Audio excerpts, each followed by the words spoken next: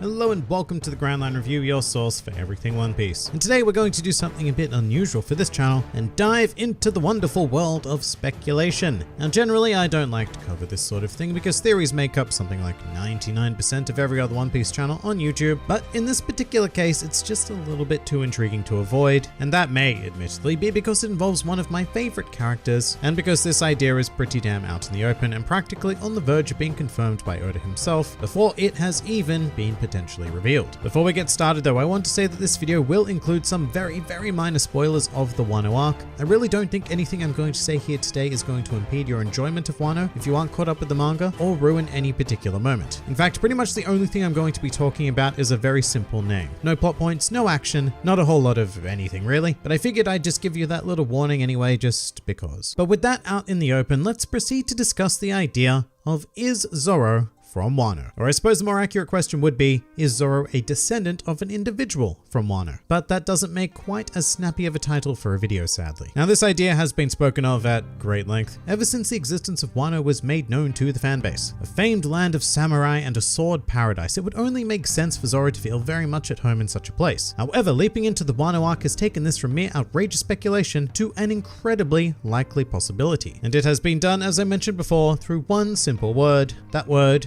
being Shimotsuki. Thus far in the WANO arc, we have been introduced to two characters who bear the name Shimotsuki, and I won't go into who they are because one of them is, it's a bit of a potential spoiler, but they were both fairly high-ranking officials prior to this whole Kaido business, and very well known in the history of the island. Now why is this important in any way? Well, it's because Shimotsuki also just so happens to be the name of the village where ZORO grew up and was trained in the art of swordplay. Now having gone on for over 2 decades now, we have seen instances where names in One Piece have been used more than once, like Suru and Suru, or Pudding and Pudding, but in each of these situations, the doubling up of the name has been inconsequential, whereas the linking of the Shimotsuki name between a dojo in East Blue and a famed clan of samurai on WANO seems a little bit too perfect to be a coincidence. Furthermore, the Shimotsuki shenanigans don't stop there, as we turn our gaze to the Thriller Bark booster pack of the One Piece Vivia Card databook, and here it was revealed that the legendary samurai Ryuma, who lived literally centuries ago, well, his full name is Shimotsuki Ryuma, a man who just so happened to look exactly like ZORO, by the way. However, let's not put too much stock into that right now, because from a meta perspective, we know exactly why that is. It's because the one-shot manga Monsters, which Ryuma was featured in, was published long before the character of ZORO came to fruition, so it was more than likely a repurposed design. And hey, you know what? Even if we disregard that, there's a billion people in the world out there who look like Nami, so for now let's just add it to the pile of speculation and build our mountain of evidence. But here's the thing that is absolutely undeniable, and it comes from a most unlikely character by the name of Minatomo. And just stay with me for a bit here, but this little chap was invented as a joke character in a very early SBS segment to explain a particular continuity error in which a destroyed door appeared to be perfectly fixed in a subsequent panel. And of course, this occurred in East Blue. Now, Minatomo would then go on to appear in WANO, which naturally resulted in another SBS question inquiring as to if this was the same Minatomo who appeared in East Blue. A very valid question considering how unlikely it would be for him to travel all the way into the Grand Line, much less the New World, and much less make it to WANO. And the answer to this question is where things get real crazy, because Oda responded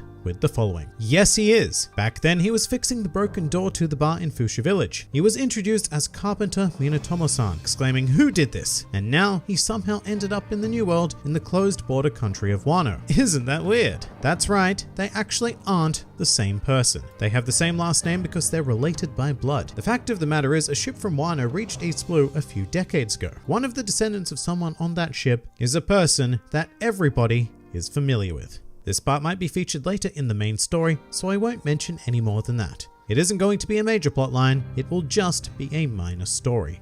And just, wow. Out of nowhere, it honestly feels like Oda has practically confirmed that ZORO is the descendant of one of the travelers who came from WANO to East Blue. But just let's hold on a second. Minatomo being confirmed is one thing, but how do we know that Shimotsuki village was populated by the travelers of WANO? I mean, at the moment, all we have is the name coincidence, yeah? Well, no. As it turns out, we have a fair bit more than that, because if we take a look at ZORO's sensei, Koshiro, or more specifically the dual blade symbol on his attire, well, it matches the ones we've seen on other characters during the WANO arc. Furthermore, getting into a very minor manga event that has yet to be animated, there is eventually a scene where Momonosuke is training and he shouts out a word that he learnt directly from Zoro, which has been roughly translated as snatch. However, Kiku then informs Momonosuke that this is a taboo word in an old dialect and goes on to state that it may just be a coincidence that Zoro uses it, but as we know in most simple media, stating the possibility of something being a coincidence is more often than not narratively intended to highlight the very fact that it isn't. But the only place Zoro could have learnt such a word would be Shimotsuki Village, which once again just so happens to hold the exact same name as a famed line of samurai. Now I will say that this does not necessarily prove that Zoro is a descendant of Wano. He could have been a simple East Blue child that got caught up in the art of the sword and was taught the ways of a samurai. Really, the strongest piece of evidence we have to support Zoro being from Wano are Oda's words. One of the descendants of someone on that ship is a person that everybody is familiar with. Now to me, that statement actively eliminates characters like Koshiro or Kuina from being the person that Oda is referring to. I mean, yes, Koshiro and thus Kuina are almost certainly descendants of Wano folk anyway, but they're not characters that I'd say everybody is familiar with. This series has gone on for more than 2 decades, and there are going to be a lot of people out there who have missed or even forgotten about Koshiro and Kuina. However, I can say with full certainty that everybody is familiar with Zoro.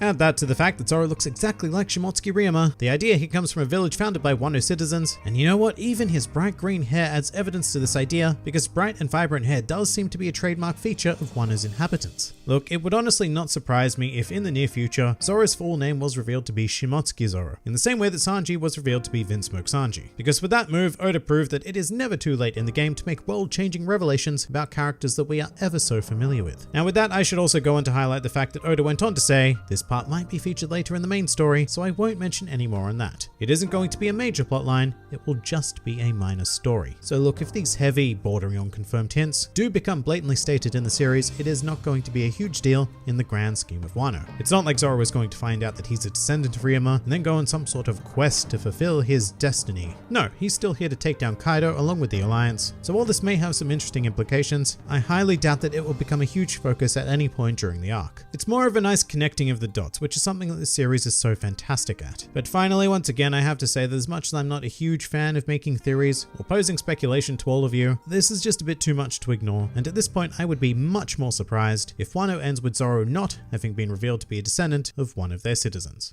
But that pretty much does it for this discussion on whether or not Zoro is from Wano. If you enjoyed this video and the content this channel produced in general, then please do consider donating to the Grand Line Review Patreon, because the support of all of you amazing people is what continues to make this channel possible. And if you'd like to see more videos like this but applied to other anime and manga series, then please do check out my second channel, New World Review, for all of your wider needs. And if you'd like to join the fun at any time, then please do head over to my Discord server, where a wide array of shenaniganry takes place on a daily basis. And finally, please do comment with your own thoughts on this whole Zoro Wano business. This has been the Grand Line Review, and I'll see you next time.